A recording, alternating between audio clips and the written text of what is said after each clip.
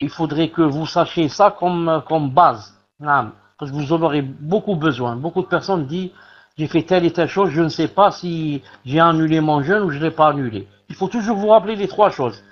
Première, connaissance du jugement.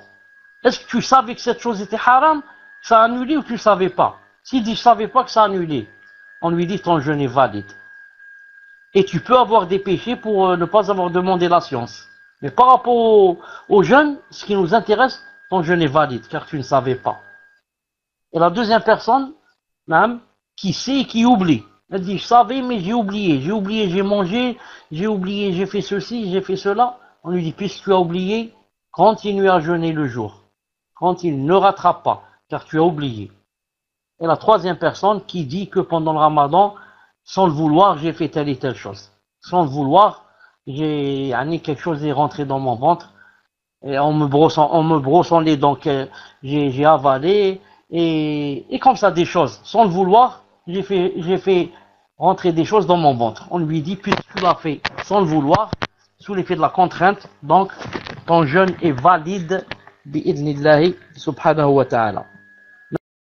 Et ce qu'on vient de citer, les annulatifs qu'on vient de citer, les 7, il dit, n'annule le siyam, n'annule le jeûne, que si elles remplissent l'une des trois conditions, ou les trois conditions. La première, أن يكون عالما بالحكم عالما بالوقت.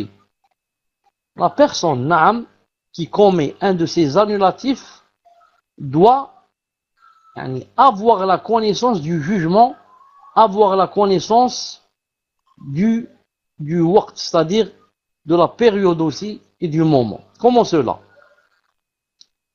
Une personne peut par exemple, pendant le ramadan, s'approcher de sa femme et faire un rapport, et ensuite on lui dit, pourquoi tu as fait ça? Va jeûner 2 mois consécutifs. Il dit, non, je ne savais pas que c'était haram. Je savais pas que c'était haram. Il dit, je savais pas. Wallah al-Azim, je savais pas, j'ai jamais entendu ça. D'ailleurs, ça fait 1 semaine seulement que je me suis, par exemple, reconverti. Donc celui-là, qu'est-ce qu'on lui dit? On lui dit, tu n'as fait ni péché, ni tu dois rattraper, encore moins, tu dois jeûner 2 mois consécutifs. Pourquoi? Parce que la première des conditions, il doit avoir connaissance du jugement, du hukm. Donc la personne qui ignore une chose et l'a fait, n'a pas de péché et ne rattrape pas. C'est pour ça qu'il a dit la première condition, أن يكون عالما بالحكم. Il doit avoir la connaissance du jugement, que c'est haram. Naam. وعالما بالوقت. Et il doit avoir aussi connaissance du moment, car des fois, il sait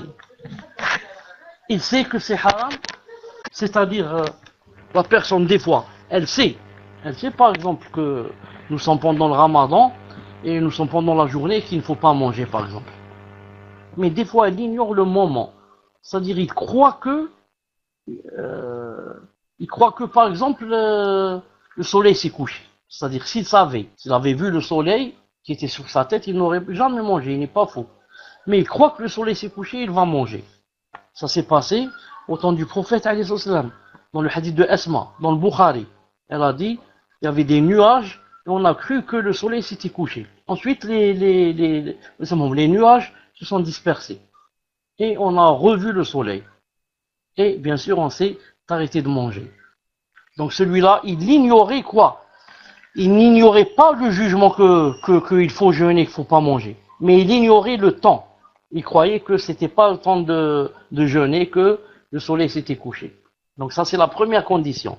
La personne doit connaître le jugement de l'annulatif, que telle et telle chose annule.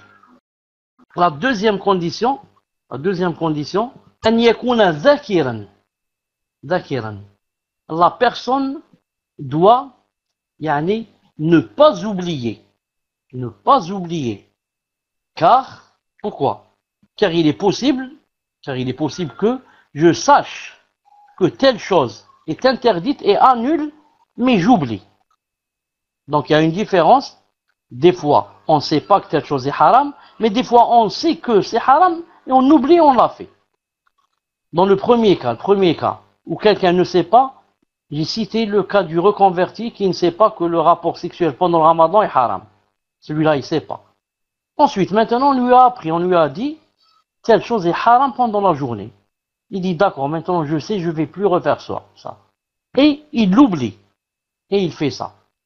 Donc maintenant, ce n'est plus une question d'ignorance, mais c'est plutôt une question d'oubli. Une question d'oubli.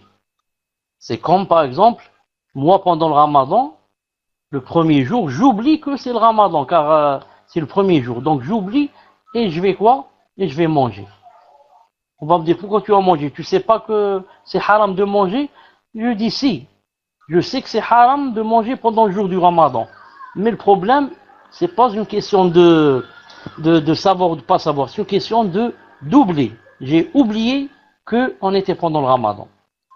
Donc, toute personne qui oublie, et fait un annulatif, son jeûne est toujours valable. D'ailleurs, le prophète a dit dans un hadith authentique, من كان صائما فنسي فأكل أو شرب فليتم صومه إنما الله عز وجل أطعمه وساقه. Quelque chose en ce sens. Il a dit alayhi salam, toute personne qui pendant son jeûne oublie et mange ou boit, il a dit qu'elle continue alors à jeûner. C'est Allah subhanahu wa ta'ala qui lui a donné à manger ou lui a donné à boire. Non, c'est Allah ta'ala qui l'a aidé et qui l'a fait oublier pour que elle mange et elle boive, car elle en avait vraiment besoin. Donc je répète, toute personne qui oublie et fait un annulatif du siyam par oubli, on lui dit, tu es excusé. Allah Ta'ala dit dans le Coran, Rabbana la tu'akhidna in nasina wa akhta'na. Allah subhanahu wa ta'ala. Troisième condition, an yakuna mukhtaran. Il ne faut pas qu'il soit sous la contrainte. Car la personne, c'est possible qu'elle sache que telle chose est haram, c'est possible qu'elle n'oublie pas que telle chose est haram, mais, par exemple, quand elle va faire les ablutions, par exemple, elle sait que c'est haram de faire entrer l'eau dans le ventre, et elle n'oublie pas.